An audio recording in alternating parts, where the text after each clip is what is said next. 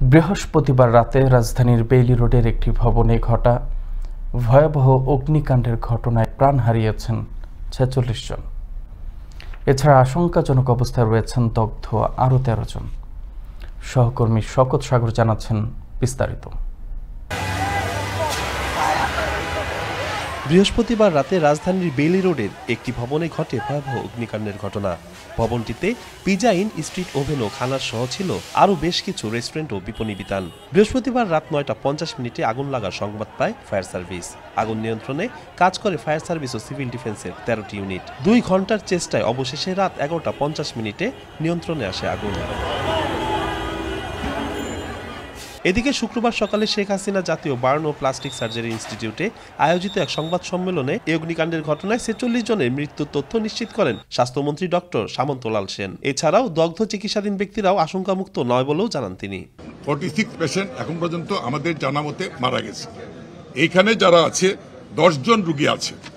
শুনেন, এই রোগীগুলো কিন্তু এই যে যারা মারা গেছে তারাও কার্বন মনোক্সাইড পয়জনিং বলে একটা বদ্ধ ঘরে যখন বেরোতে পারে না তখন ওই ধোঁয়াটা শ্বাসনালীতে চলে যায় এবং প্রত্যেকেরই তা হয়েছে।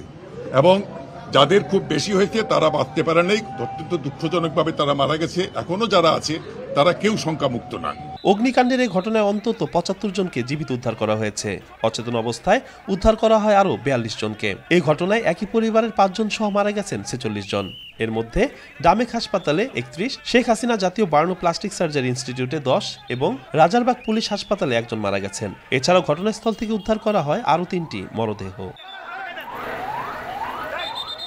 এই ঘটনায় শুক্রবার দুপুরে ফায়ার সার্ভিস ও সিভিল ডিফেন্সের মহাপরিচালক ব্রিগেডিয়ার জেনারেল মোহাম্মদ মঈনুদ্দিন জানান, রুটিন মনিটরিং এর অংশ হিসেবে এর আগে ওই ভবন মালিককে ৩বার নোটিশ দিয়েছে ফায়ার সার্ভিস।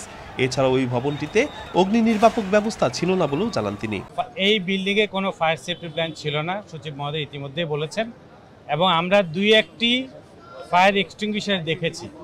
কিন্তু সবচেয়ে বড় যেটি কথা, একটি মাত্র সিঁড়ি এবং একটি মাত্র এই একটাই পথ, যার জন্য এবং যেই রুমে মানুষজন আশ্রয় নিয়েছিলেন সেই রুমে একটি জানালাও নেই।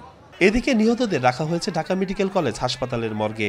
লাশের অপেক্ষায় থাকা স্বজনদের আহাজারি আর কান্নায় ভারী হয়ে উঠেছে ঢাকা মেডিকেল কলেজ হাসপাতালের জরুরি বিভাগের চত্বর। এদিকে ৩১ জনের মরদেহ হস্তান্তর করা হয়েছে। এছাড়াও দগ্ধ ১৩ জনের অবস্থাও আশঙ্কাজনক বলে জানা যায়। ২৯ ফেব্রুয়ারি উপলক্ষে ২০% ডিসকাউন্ট ছিল কাচ্চি ভাই রেস্টুরেন্টে এবং বৃহস্পতিবার হওয়ায় অন্য দিনের তুলনায় রেস্টুরেন্টটিতে ভিড় ছিল একটু বেশি। লোক সমাগম বেশি থাকায় বেড়েছে নিহতের সংখ্যা। এছাড়া এই ঘটনায় শোক জানিয়েছেন রাষ্ট্রপতি এবং প্রধানমন্ত্রী। শওকত সাগর, আনন্দ টিভি, ঢাকা।